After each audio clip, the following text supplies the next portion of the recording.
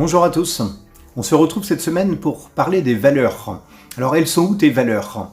C'est une question un peu personnelle, mais finalement c'est aussi un phénomène aujourd'hui de mode, puisque toutes les entreprises affichent toutes globalement de très belles valeurs.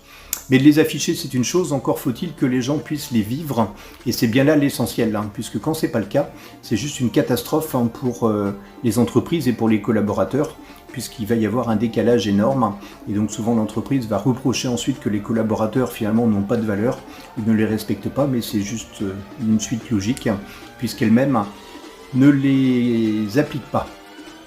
On est très attaché, nous, à ce qu'on appelle la symétrie des attentions. On va dire ce qu'on fait, on fait ce qu'on dit, et que faire en sorte que tout ça soit parfaitement bien aligné entre ce qui a été affiché et chacun de nos actes.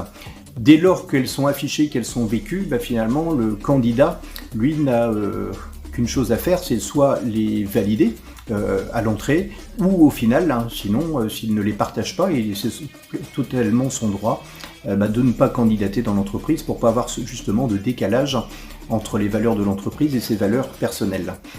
Voilà, c'est un sujet qui est important puisque, encore une fois, ces valeurs-là, elles peuvent être génératrices d'énormément d'énergie et ça va être vraiment le fil conducteur qui va relier chacun des collaborateurs à l'entreprise pour partager un projet commun et un projet qui va être totalement bien vécu par chacun d'entre nous. Voilà, je vous laisse découvrir mon billet, n'hésitez pas à commenter, à liker, à partager.